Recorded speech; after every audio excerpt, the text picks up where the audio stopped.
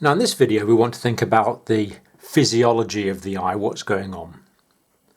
Well, the eyeball is about 2.5 centimetres in diameter, but only the front sixth or so is exposed. So if you think about it, that bit there in the front is exposed because these are the eyelids here. This bit at the back is all in the bony orbit. So the orbit is the hole in the skull, if you like, formed by the bones of the orbital cavity, and most of the eye is protected in there. And that's very important for protection because if we get a blow to the front, hopefully it will hit the ridges of the orbit and won't damage the eye itself. The anterior part of the eye is in front of the lens, so that's the lens there, and the posterior part is behind the lens.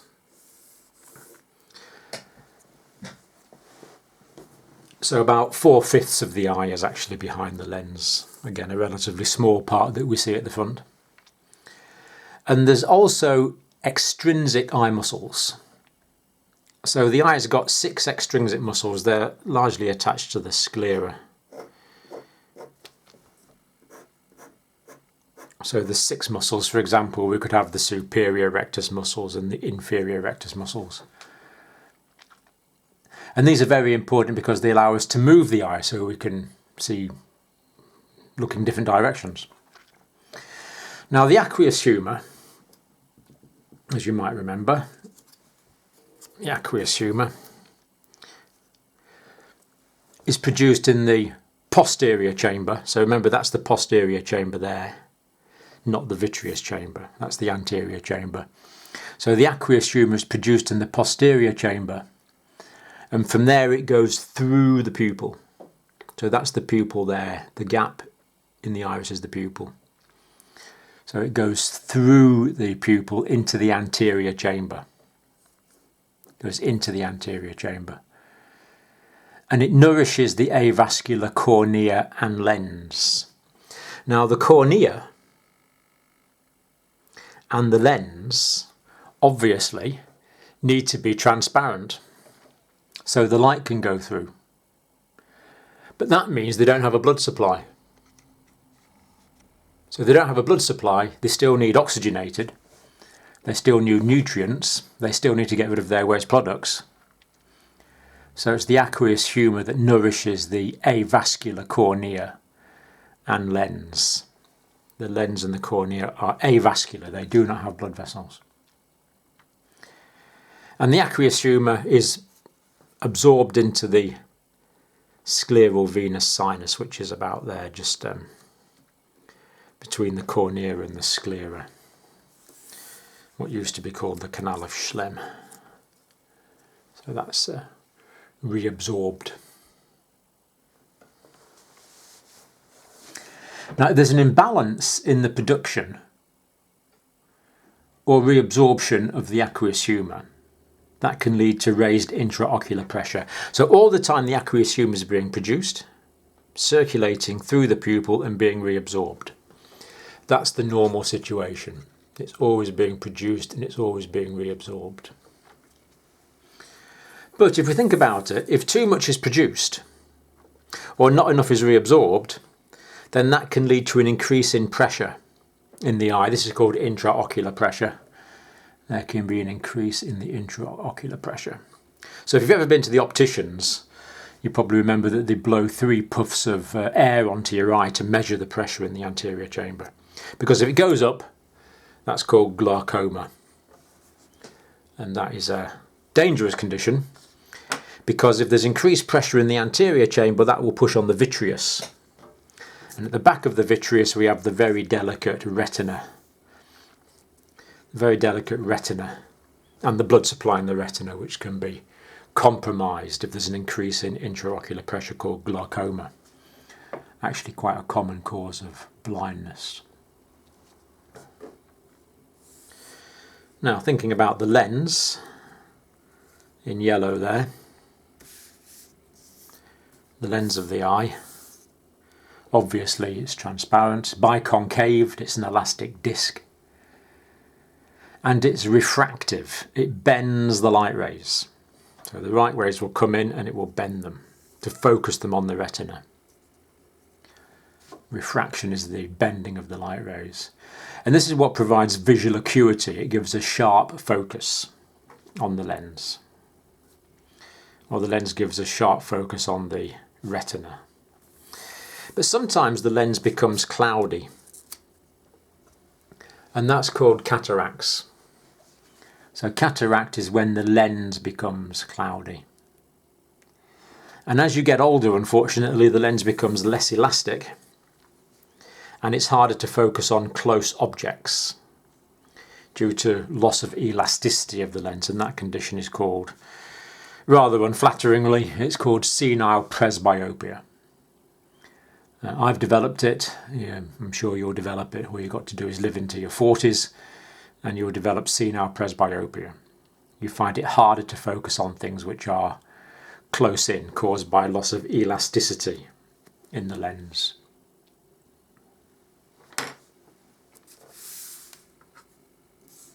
Now here we have the vitreous, or the post-remal chamber, this large chamber behind here. And the vitreous body is transparent and it's gelatinous. It's obviously got to be transparent because the light rays need to get from the lens through to the retina, so it needs to be transparent. It's produced as a fetus, and after that it's not replaced. You have the vitreous gelatinous substance for life.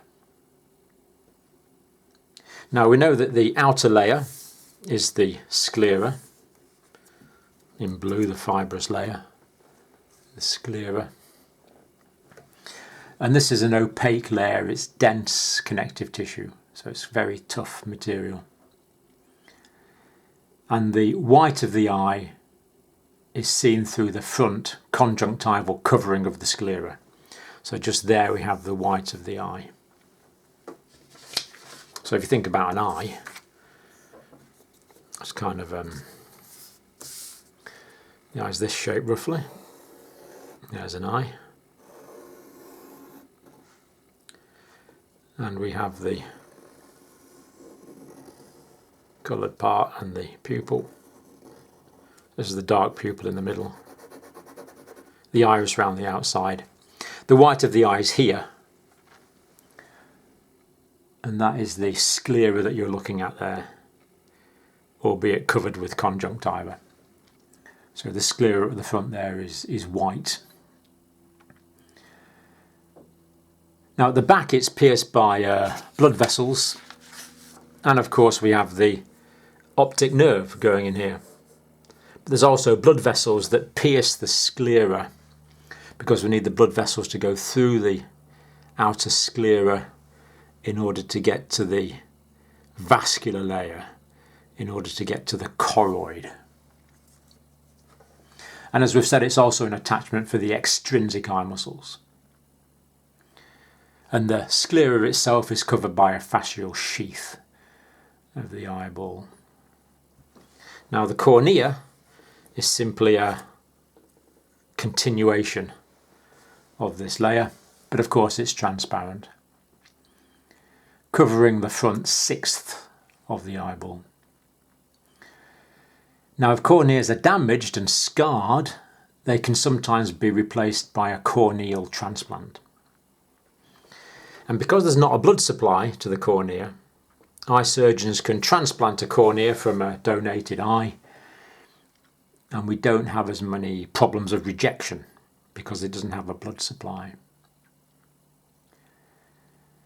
But the cornea can be easily damaged and scarred, so we have to take care of it. So for example, sometimes we put in local anaesthetic drops to anaesthetise the front of the eye. That's good to take things out of the eye if there's foreign bodies, for example. We can put in lignocaine eye drops. But the trouble is that means the patient can't feel anything. So if they get any grit, suppose there's a piece of grit in there, that can scrape the front of the cornea, causing corneal scarring. That's why if we put local anaesthetic in an eye, we'll always close the eye and put an eye patch on until the local anaesthetic's got time to wear off. Now, as we've said, the conjunctiva, that's the cornea, that bit there. The conjunctiva is this layer of clear tissue lining the sclera, the white of the eye, lining the inside of the eyelids. And this forms the conjunctival sac where the tears and the fluid of the eye are. But it's quite common for that to become infected by bacterial infection. And if that happens, that's called conjunctivitis. So conjunctivitis is inflammation. Itis means inflammation of the conjunctival sac. Now the middle layer of the eye is the choroid, the vascular layer in red. The choroid there, extending round to the ciliary body and muscles just here, and the iris just there. And looking at it from the front, the iris is the coloured part of the eye. So if you have blue eyes, that will be blue.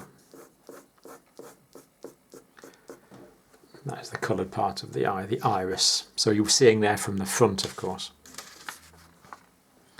Here we're seeing it in section. Now the choroid at the back is vascular. The blood vessels pass through, so the blood vessels pass through the external sclera into the choroid and then forward to give a blood supply to the eye. It also contains some melanocytes which produce melanin. It's pigmented. And the choroid is firmly attached to the retina, or to the lower layer of the retina, the pigmented layer of the retina. But it's loosely attached to the sclera, the outer layer. So it's well attached to the retina, but only loosely attached to the sclera. Now, because it contains melanocytes, unfortunately these melanocytes can become malignant, and there can be a condition called melanoma if there's a lot of exposure to ultraviolet light. So there's actually melanocytes in the choroid and in the basal layer of the retina. They both contain melanocytes. That's why if these melanocytes can become, or they sometimes become malignant, there can be a malignant melanoma causing a tumour within the eye. Now, we see here we have the ciliary body and the ciliary muscles, and these are absolutely essential for the process of accommodation, because it's contraction and relaxation of the ciliary muscles that control the thickness or the thinness of the lens, giving the eye its ability to vary its focus to make sure we have good visual acuity, so the light rays are accurately focused on the visual retina to produce an image. So in the next clip we'll look at the activity of the ciliary body in facilitating this process of accommodation.